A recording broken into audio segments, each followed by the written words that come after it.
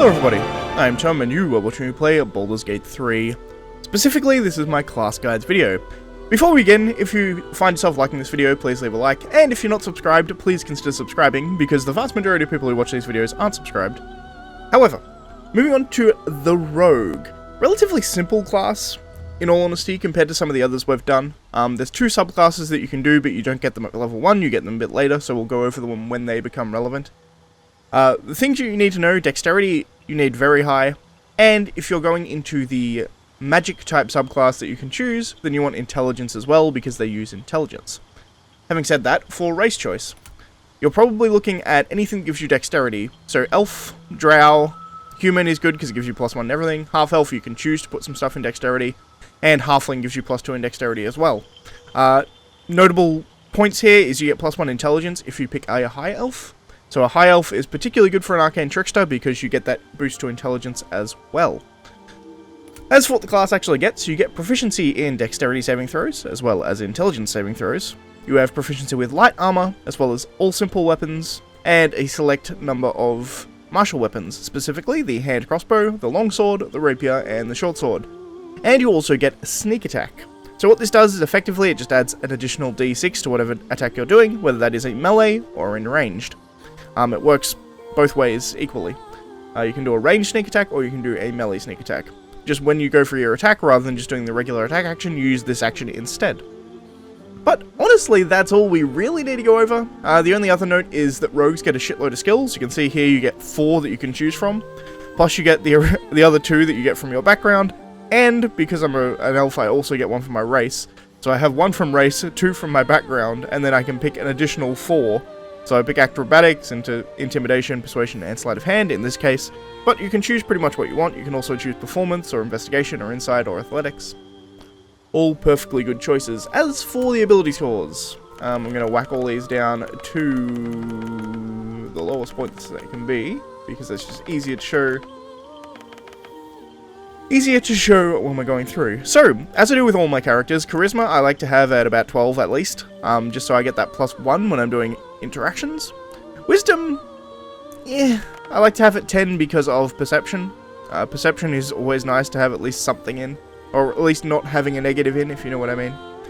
Intelligence. Intelligence is somewhat important because I'm going to make this guy into an arcane trickster, so we want probably about 14 intelligence. Constitution is important, but not as important as dexterity, so the first thing we want to do is get dexterity up to 16. You can go to 17 here, but you can see here that costs you 2 points to get up to 17, and you don't get a boost into your modifier, so it's less useful. 16 is effectively the same as 17 as far as damage and chance to hit goes, so 16 is arguably better. Strength, largely pointless. The one thing it does change in this game is jump length, which is worth noting, but honestly, on this particular rogue that I'm going to be building, there's really no need for strength, which means you can pump a bit more into constitution. Getting up to 14 is not bad. And even you could do that as an argument as well. It's 13 constitution and 16 intelligence, so 16-16. However, I think what I'm going you know what? Sure, I'm going to do 16-16. This is more dangerous because lower constitution means you die more often because you don't have the health that you need. But I'm going to go with it. Most people would probably argue against that, having at least a +2 in your constitution, but I like to live on the edge, baby. Anyway, we'll move on to level 1. Alright, so we're back for level 2 level up. But before we do, I'll go over what sneak attack actually does. So you can see here, I have a short sword, which means I'm doing 1d6 damage. So you can see here, I do 1d6 +3 +1d6. The 3 is from my dexterity modifier. This sneak attack, compared to my regular attack, which just does 1d6 +3, does an additional d6 of piercing damage. However, you can see down the bottom it has a prerequisite. If it only works if you have advantage, or another enemy of the target is within 5 feet of it, and you don't have disadvantage.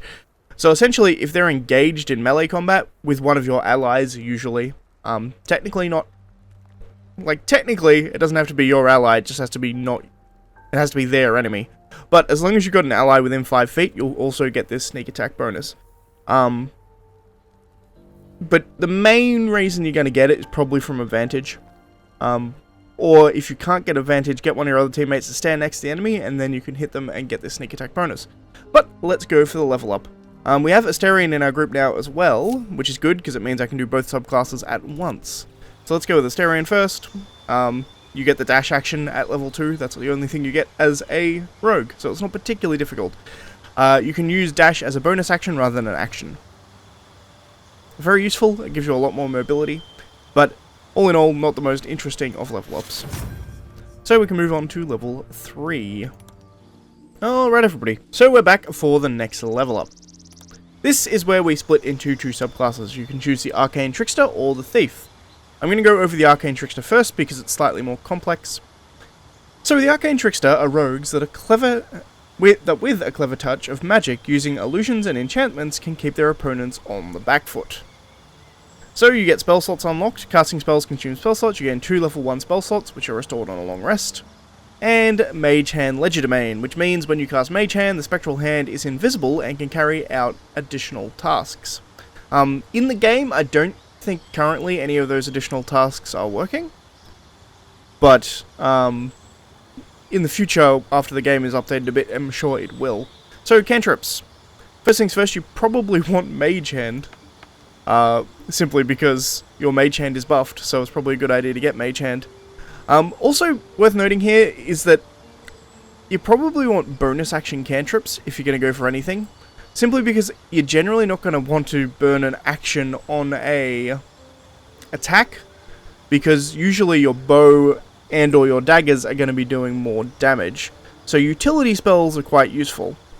Or things that you're going to use out of combat, for instance, like Light or Friends.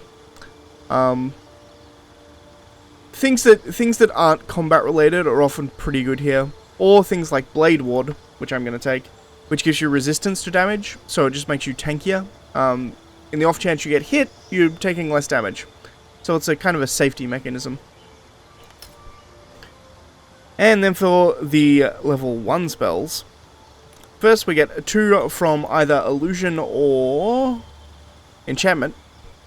I think I'm going to take Sleep, because it's very, very powerful, as well as, I guess, Disguise Self. Disguise Self has yet to give me like a really good reason for me to use it, but it's one of those ones where I could see it being really useful in the future. And then you get 1 spell that you can take from any class of magic, and my suggestion here 100% is Magic Missile. Now, I did say that you probably want to be using your bow because it's going to be doing more damage when you're attacking from range, but Magic Missile doesn't miss. So you're guaranteed at least, what's that? 6 damage. At minimum you're doing 6 damage. Maximum you're doing 15 damage. So 6 to 15 damage guaranteed is fantastic. Also, you can split that damage up between different characters, so very, very useful. So, that's what we got for the Arcane Trickster. Effectively, you just get spells. Relatively simple. But, we also have the Thief. Somewhat simpler, but also very, very good. Thieves use their skills in stealth and larceny to acquire whatever they wish, whether from a third-story window or the depths of a long-forgotten ruin. So you get fast hands, which means you get an additional bonus action. This is huge. Having 2 bonus actions per turn is actually kind of amazing.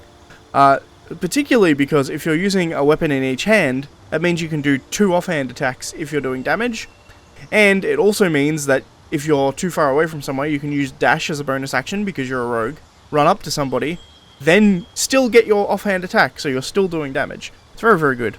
And also second story work, you've mastered the art of falling and gain resistance to falling damage. This just means if you ever fall off a roof or something, or jump off a roof, you're going to be taking half the damage from falling, which is nice, but honestly you should probably avoid falling off things for the most part.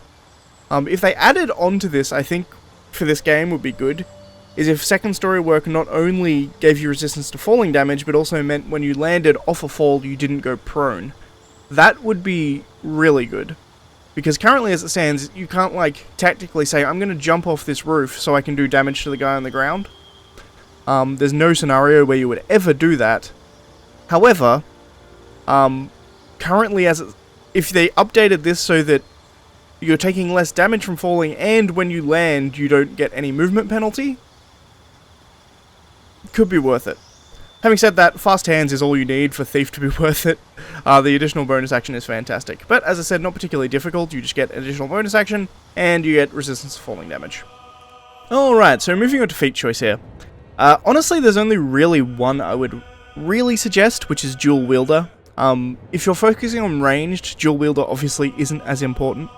But I tend to find that melee weapons, if you're using 2 weapons in each hand, melee weapons as a rogue is definitely going to be your top damage potential. So dual wielder, you gain +1 bonus to your armor class while wielding a melee weapon in each hand, and you can use 2 weapon fighting even if your weapons are light, which means you can use a rapier in each hand and do lots of damage. It is worth noting, however, that apparently, this was pointed out by people in my comments, so thank you, but dual wielder currently is kind of broken. For starters, you don't get the bonus to your AC, or at the very least, if you do, it doesn't visually tell you that. If you look at your AC, it doesn't take it into account. And secondly, you can always use 2 weapon of fighting, apparently. Apparently, you're always getting the bonuses for it, so there's some weird stuff about dual wielding currently. However, it's still, strictly speaking from a building perspective, the best choice in my opinion. If, however, you want to focus on ranged instead, so you want to focus on your bow, tough is a very good choice, particularly if you do a build similar to mine, where if you're going Arcane Trickster, you're using magic a bit, so you need some intelligence investment, which means generally your constitution is going to be slightly lower. So tough is a good choice there, just to keep your hit points up a bit to kind of counteract your lower constitution score. And obviously the ability score improvement is also a perfectly good choice. You can use this to bump your dexterity up to 18. Very, very good. 18 dexterity gives you a +4 modifier on all your things, which is fantastic. +4 to hit, +4 on damage. It's fantastic. But that's pretty much it for the feat choice, so we can move on now to equipment. Alright everybody, so for gear. Honestly, this is very similar to lots of other builds that I do. Specifically, Crusher's Ring to give you additional movement speed. Movement speed is always good on pretty much all characters.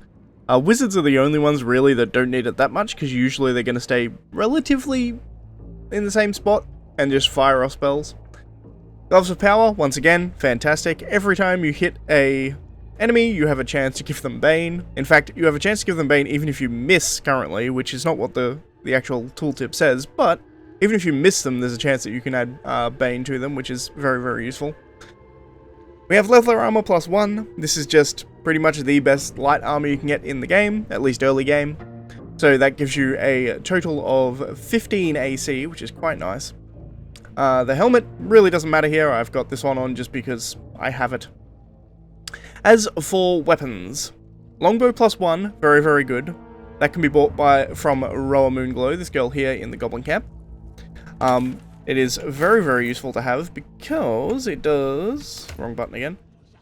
It does quite a bit of damage. As you can see here, it does 1d8 +1 off base, which means that my ranged attack is +6 to hit, and then it does 1d8 +4 damage, which is significant. And if we do a sneak attack, it does 1d8 +4 +6, so lots and lots of damage. And for my melee weapons, I have short swords. Unfortunately, there are no +1 short swords, particularly in early game. However, once you reach level 4, you probably want to swap out these short swords for rapiers anyway. But assuming you take a particular dual wielding perk, which I've gone over before. If you take the dual wielding perk, then definitely switching out for rapiers is a good idea, and you can get a +1 rapier once again from Roa. Need something. So name Roa? Roa Moonglow. As you can see here, you can get a +1 rapier off her.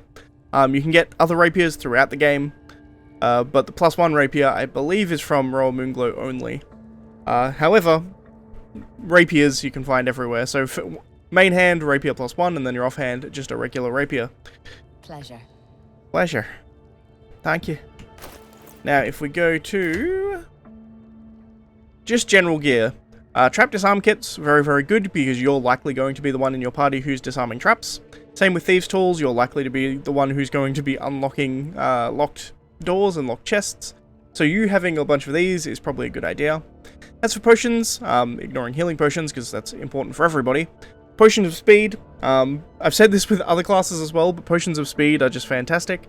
Haste is amazing, and getting it through a potion is fantastic. I didn't actually go over how you get Crusher's Ring, by the way, or the Gloves of Power. The Leather Armor +1 you can buy from the merchant at the Grove of Sylvanas. Aaron, he is a little halfling merchant. So you can buy this Leather Armor +1 off him. These gloves you get just playing through the story. You'll definitely get them as long as you're looting enemies. They come off a goblin at the start of the Druid Grove. As soon as you do that fight to get into the Druid Grove, one of the goblins has them. And Crusher's Ring comes off the goblin in the goblin camp named Crusher. There are multiple ways to get this ring. I've gone over it. I think I've gone over every possible way that you can get this ring in my previous videos. But it's hard to fuck up. And if you do fuck it up to the point where you end up fighting Crusher and you didn't get the ring, just wait a second and he'll say, I need to go take a piss. He'll wander off. If you follow him, he'll go and stand by himself so you can kill him and steal his ring. It's pretty much guaranteed that you get this ring, even if you screw up every ability check, so don't worry too much about it. But also, additionally, we have this Potion of Invisibility. This can be bought off, once again, Royal Moonglow. She has a lot of cool stuff. But it's only one of them, so you can't do it multiple times, but it gives you the ability to sneak past things with 100% accuracy. A Potion of Invisibility means you're invisible, so if you're sneaking, you can just go past anybody without any issue whatsoever. They'll never see you. Poisons, also a very good option here. As you can see here, I've got some basic poisons as well as the Wyvern Poison. Wyvern Poison is huge, but it's kind of a one or done, so do this before a big fight. And then we have this candle, simply because if you put the candle on the ground, you can apply burning to your weapons, which is quite good. So we can apply poison and burning. And also we have a longbow +1, as you can see down here, so we're doing a bunch of damage. So arrows of multiple kinds are good, but I find acid arrows to be the main ones that you want to be using. I wouldn't go out of my way to buy them, because a lot of the time you're going to be trying to use your swords, because they will do overall more damage, simply because you're attacking with 2 of them rather than the 1 longbow shot. But poisons are generally better than we're relying on arrows, but if you pick up arrows along the way, certainly don't be afraid to use them. They're quite good. Particularly the arrow of acid, as I said, because it lowers the opponent's AC, which makes it easier for you and your teammates to hit them, which is very, very good. But that's pretty much it for equipment, which makes us to the end of the video. If you like this video, please leave a like. If you're not subscribed, please consider subscribing. And as always, thank you for watching, and I'll see you next time. With the Warlock, I think. Warlock is next. Bye, guys.